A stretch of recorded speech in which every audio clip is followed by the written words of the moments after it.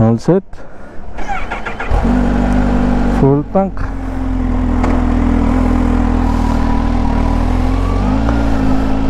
First time full tank.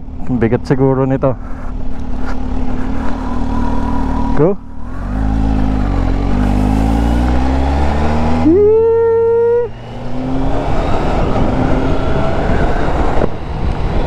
Ayos.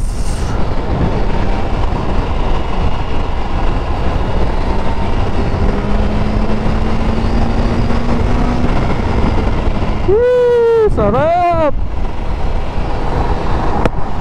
Sa wakas, wala nang pasok. Makakapag-ride na tayo. Mara-ride na rin natin ang ating dream bike, ang ating Kawasaki Ninja H2 SX SE. Ayos. Tagal ko inantay ito. Ganda pa ng panahon, no? So dala-dala ko na yung ating bag. Bale, ilan na ba to? Naka 184 kilometers na ako, no? So medyo ginamay-gamay ko siya ng mga ilang araw. Dinala ko rin siyang pamasok sa trabaho para medyo ma-breakin natin. So ngayon medyo malayo yung pupuntahan natin, no? Pero 50 kilometers lang naman. Maghanap tayo ng mga magagandang lugar. So yun talaga yung purpose, kaya kumuha ko ng touring bike para masulit natin ang napakagandang Japan kahit na sobrang init. So bali summer ngayon, no? Kita nyo yung temperature, 38 degrees. Grabing init. Talagang summer na. So bali, pasimula pa lang ng summer, no? Kaya todo talaga yung bigay ng araw. So yun, no? Isa pa sa napansin ko sa kanya, no? Pag mababa lang yung gear mo, or hindi ka naman masyadong rumarat-rat, meron siyang eco eh. Ayun, no? Nawala. Dito banda meron siyang eco mode. So kung hindi ka naman masyadong rumarat-rat, hindi mo masyadong fino-force yung engine niya, no? So totoo talaga yung mga sinasabi ng mga vlogger na napanood ko, no, na mababa ang magandang fuel consumption nitong bike na to. Talagang ginawa nila for touring. Imagine mo 1000cc inline 4, 200 horsepower na matipid sa gas. Saan ka pa? Tapos rumarat-rat ng ganito. Woo! Woo!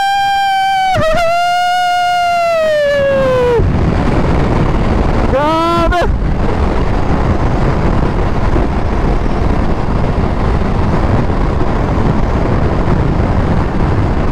Lakas ang hangin.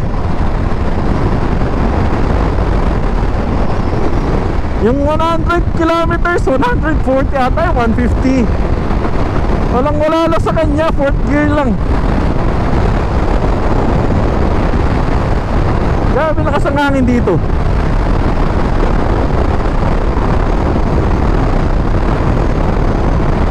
Nasa tulay kasi tayo eh. Grabe, minamanihin niya lang yung 150 kilometers, parang wala lang. Konting piga lang ng throttle ko, talaga humahataw eh. Mararamdaman mo talaga yung supercharger. Ayun, okay, nakita nyo 90 kilometers, 6 gear, naka eco mode. Saan ka pa? Grabe, mas lalo ko nahihilol sa bike na to. Ang sarap niya ng dalhin.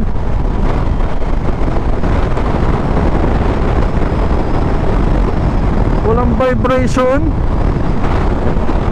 Meron siyang semi-active suspension. So binabasa niya yung road condition ng kalsada para ibigay sa atin yung pinaka the best. So yun, in-adjust ko rin yung suspension natin, no? So isang ako rider tas bag para talagang accurate siya. Although konti lang naman yung dala nating gamit, puro mga camera lang. So yun, dito makikita mo din yung brake, kung gaano kataas yung brake na ginagamit mo, no, makikita mo rin. Ayun, no, pag piniga ko yan, makikita ko kung gaano kalakas yung gamit ko ng brake. Tapos yung nasa unahan, yung throttle nya, no, yung throttle level, makikita ko rin. So hindi pa naman break in yung bike natin, pero siguro kaya naman. Pwede ko na siguro i-rat-rat ng konti ito. Oh, di ko pa masyadong kabisado yung specs nitong bike na to eh, pero di ko alam kung masasabi ko lahat. Isa-isay natin. So una, meron siyang electronic, semi-active electronic suspension. Pangalawa, quick shifter up and down. Plus meron siyang heated grid, cruise control na adaptive cruise control. And then sa likod, meron siyang blind spot detector. So yan o, yung triangle na nakikita nyo, yan yun, blind spot detector yan. So mag-iilaw ng orange yan pag meron siya na detect na kotse sa likod na hindi natin makikita sa side mirror. Plus meron siya crash detector. So di ko alam kung tama ba yun. So bali kung yung sensor niya sa harap, pag nakita niyang parang babangga na tayo, tapos medyo nagbi-brake tayo, no, medyo na-overuse natin yung brake. So yun, try natin. Bigla siya mag-warning.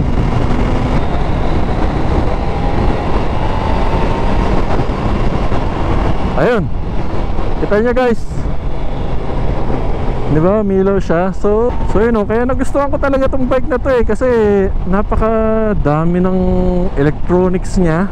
So alam niyo naman, isang taon pa lang akong nagmomotor dito sa Japan. So malaking tulong sa atin yung mga bagay na yun, oh. Yung comfort niya, yun yung pinaka the best eh. Kumbaga bonus na lang yung power. Kasi kahit na medyo alam ko nakasubsob ako, medyo mararamdaman mo rin yung weight ko, no? Nararamdaman ko yung weight ko, pero hindi ganun kagrabe na ilang minutes pa lang masakit na yung likod ko, masakit na kamay ko. Hindi eh, balance na balance yung weight ng katawan ko eh. Ganda pa ng brake. So isa pa yun, no? Naka Brembo style lima siya, no? Tapos meron siyang Brembo Radial Brake Master Cylinder. So ito yung mga ginagamit sa mga MotoGP. So talagang alam mong maasahan mo yung brake nito eh, no? Plus yung cockpit pa. O tama, nadedetect niya pa yung ano. Meron nga din pala siyang hill assist. So isa pa yun. Feeling niyang nasa bundok or nasa inclined yung position ko. Kung saan niyang ilalak yung brake, para hindi na tayo mapagod kakatapak ng brake, no? Para hindi tayo mag-slide. Oh, dito pala tayo. Matitesting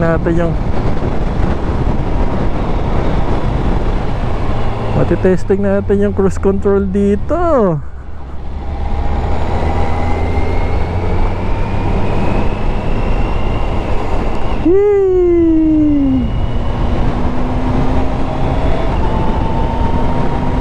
So bali dito talaga nabubuhay itong bike na to. Keep left. Alright. So dito talaga nabubuhay yung bike na to, no? Ayaw niya ng mabagal. Medyo kumakadyot-kadyot siya, at saka may maririnig kang hindi maganda sa kanya. Gusto niya talaga mabilisan. So yun, nandito na tayo sa expressway. Subukan natin ang cruise control. Set 90, set 88. So nakaset siya ng 88, pero pwede pa natin i-adjust yun, no? So yan, gawin natin 90.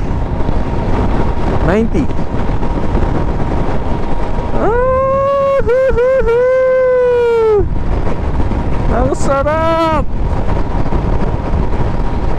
90, gawin natin 100. So pag yan, win 100 ko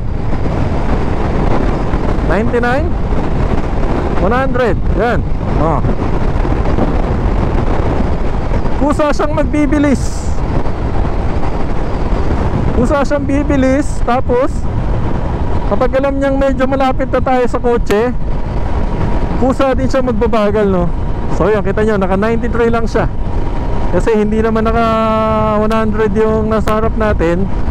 Automatic mag-a-adjust yung bike para sa atin. Ganun siya kaganda, no? Adaptive siya.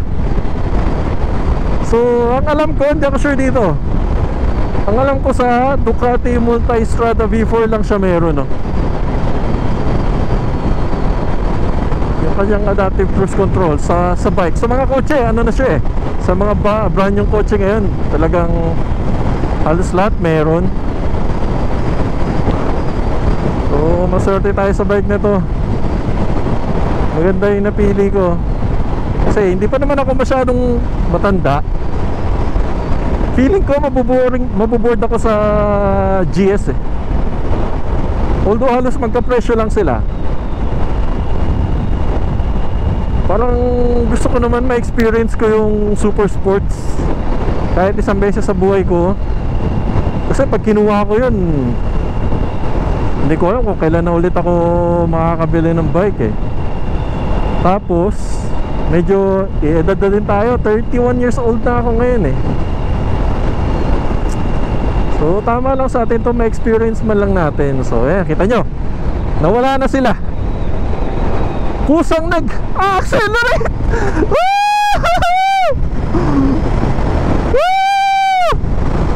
Mapapasigaw na lang talaga ako ng amazing.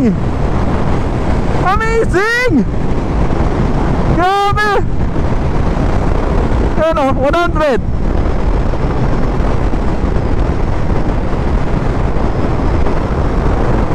So maka-cancel lang siya kapag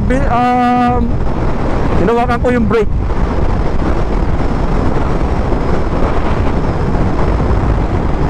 Kita nyo yun? O yun, tingnan natin.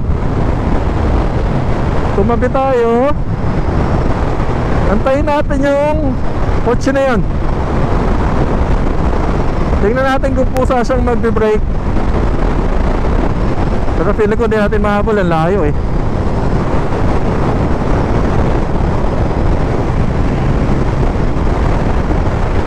Grabe lakas ng hangin ngayon. So ayan na. Abang tayo ng brake, nakakatakot. Baka mamaya di niya matitake. So yun. 94, hindi ko inawakan. Pati yung rear brake 80. Kusa siyang bumagal. Grabe. Bilib na talaga ako sa bike na to.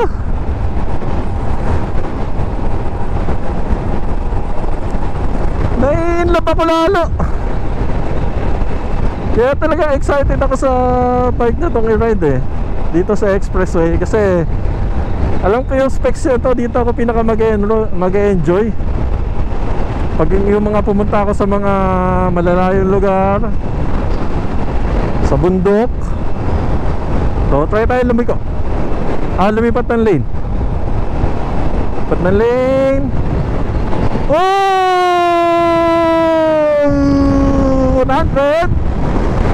100 baby. Walang kapagod-pagod. Chill na lang tayo.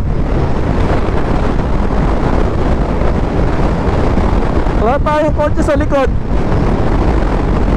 Kaya mag-chill muna tayo dito sa fast lane. Aso ang hangin.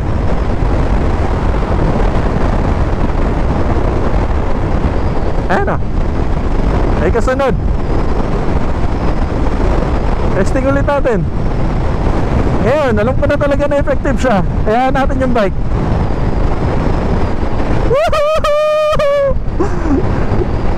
Kita nyo yun o. Nag 80 degrees. 80 degrees tuloy. Nag 80 kilometers. Grabe, napapawas na ako. Bilib na ako sa bike na to. Grabe. Sulit na sulit yung binayad ko. Ganda dun, oh. So yan, oh, yan, oh. Oh. Chill ride lang tayo sa expressway. Malapit na rin tayong kumanan eh. Kumaliwa pala. Meron pala siyang tatlong mode, no? Meron siyang rain mode, road mode na gamit natin ngayon, and then yung sports. So gagamitin ko lang yun kapag na change oil na to, para hindi naman natin masyadong bugbugin yung engine kasi bago pa lang. Mahirap na. Ayan, cancel na natin to. Left na tayo. So yung ilaw niya sa gilid, no, ano pala siya, no? Adaptive. Adaptive din pala siya. So kapag naglilin ako left or right, depende kung gaano ka, gaya nito, for example ito, kung gaano kalin yung bike, ganun din yung ibibigay niya sa yung ilaw, no? So yun, for example madilim, hindi ko makikita yung curve, automatic siyang iilaw para tulungan tayo makita yung curve, no? So adaptive headlight din siya. Napakaganda.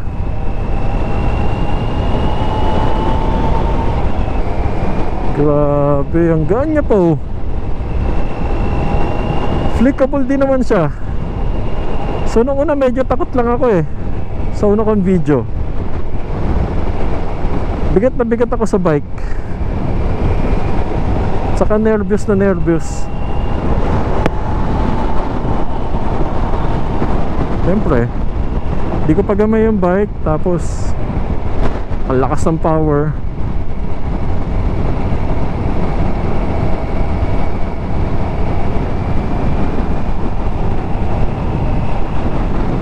Ang daming pulis, ang daming pulis.